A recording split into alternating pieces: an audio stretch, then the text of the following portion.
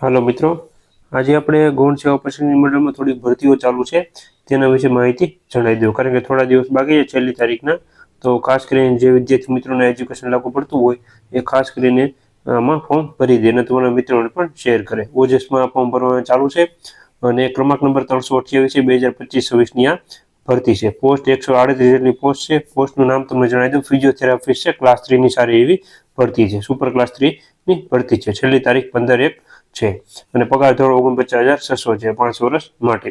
હવે ખાસ કરીને શૈક્ષણિક લાયકાત તમને જણાવી દઉં, બેચલર ડિગ્રી ફિઝિયોથેરાપિસ્ટમાં કરેલું હોવું જરૂરી છે અને રજિસ્ટ્રેશન કરેલું હોવું જરૂરી છે. એક્ટ 2011 અનુસાર જે રજિસ્ટ્રેશન થતું હોય છે, કારણ કે ડૉક્ટરોની ભરતી હોય છે તો એનું સર્ટિફિકેટ આવતું હોય છે, તો ખાસ કરીને એ બધી તમારે ખાસ ધ્યાનમાં રાખવું હોય. એટલે બેચલર ડિગ્રી ફિઝિયોથેરાપિસ્ટ જે વિદ્યાર્થી મિત્રો કરેલું હોય તે બધા વિદ્યાર્થી મિત્રો ફોર્મ ભરી શકે છે. તેના મિત્રોને શેર કરજો અને જે વિદ્યાર્થી મિત્રો આ વિડીયો જોઈ રહ્યા છે ખાસ કરીને લાઇક કરી આપજો.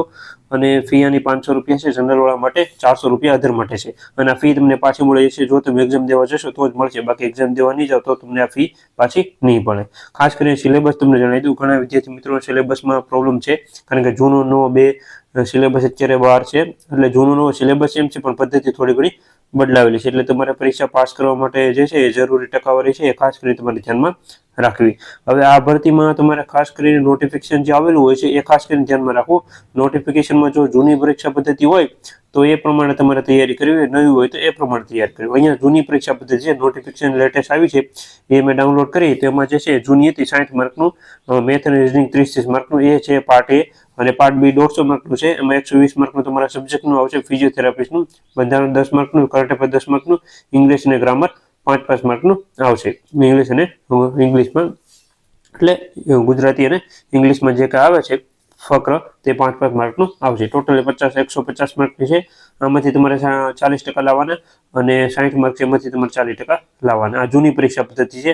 એટલે આ પરીક્ષામાં તમારે ખાસ કરીને ધ્યાનમાં રાખવું, ફિઝિયોથેરાપિસ્ટની 328 નંબરની ભરતી છે એમાં જૂની પરીક્ષા પદ્ધતિ લાગુ પડશે. બાકી જે નવી ભરતીઓ થશે જે હવેથી ઓનલાઈન, તેમાં બધામાં નવી પરીક્ષા પદ્ધતિ છે. એમાં ખાલી ટકાવારી બદલી છે, બાકી પરીક્ષા તો જે સિલેબસમાં જે ટોપિક છે એ બધા સેમ જ છે જીકેના. આવી રીતે ભરતી વિશે માહિતી હતી. ગૌણ સેવા પસંદગી મંડળની ભરતી છે. બીજી પણ ભરતીઓ ચાલુ છે, તો ખાસ કરીને ફોર્મ ભરી દેજો. વિડીયો ગમે તો લાઇક કરી આપજો, ચેનલમાં નવો તો સબસ્ક્રાઇબ કરી આપજો. અને નવી નવી ભરતી વિશેની અપડેટ, બુક લિસ્ટ વિશેની માહિતી તમને મળતી રહે છે. અને બે ફિઝિયોથેરાપીની જો કોઈ બુક હશે તો એનો પણ બુક રિવ્યુ આપણી ચેનલમાં કરી આપીશ. એટલે ચેનલમાં જોડાઈ લેવા વિનંતી. Thank you.